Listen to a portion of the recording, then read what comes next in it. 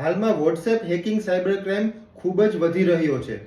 તમારા વોટ્સએપમાં જે contact number save છે એ કોન્ટેક્ટમાંથી તમને કોઈનો પણ એક રેન્ડમલી મેસેજ આવે છે.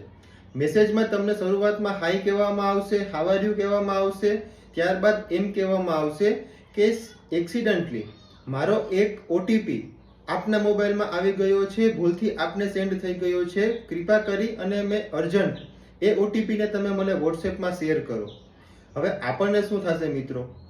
આપણા મોબાઈલમાં એ વ્યક્તિના નંબર સેવ છે, એ વ્યક્તિનું નામ આપણને ખબર છે, એટલે ઓબ્વિયસ છે કે આપણા ફોનની અંદર જે ઓટીપી આવે છે આપણે તરત જ એ વ્યક્તિ સાથે શેર કરી દઈએ છીએ. પરંતુ મિત્રો, આ જ છે સાયબર ક્રાઇમ. હવે તમને પણ થશે આ કઈ રીતે સાયબર ક્રાઇમ? તો હાલની અંદર ઘણા લોકોના વોટ્સએપ હેક થયેલા છે.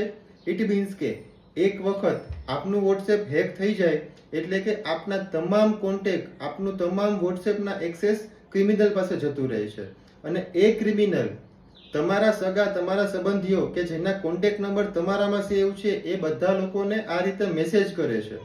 જ્યારે તમારા જ નામનો તમારા સગાને કોઈને મેસેજ જાય છે ત્યારે તમારા સગાને તો એમ જ થવાનું છે કે તમે મેસેજ કરેલો છે. તમારા થકી તમારા સગા જ્યારે ઓટીપી પ્રોવાઈડ કરે છે ત્યારે તમારા સગાનું વોટ્સએપનું એક્સેસ પણ ક્રિમિનલ પાસે જતું રહે છે. અને મિત્રો, આ ખૂબ જ ડેન્જરસ સાયબર ક્રાઇમ છે. માટે જો તમને કોઈ પણ પ્રકારના ઓટીપી, ભલે તમારા કોન્ટેક્ટ નંબર સેવ છે અથવા તો તમારા જાણીતા કોઈ વ્યક્તિ તમારો ઓટીપી માંગે છે, તો ક્યારેય અને ક્યારેય પણ ઓટીપી શેર ના કરવો.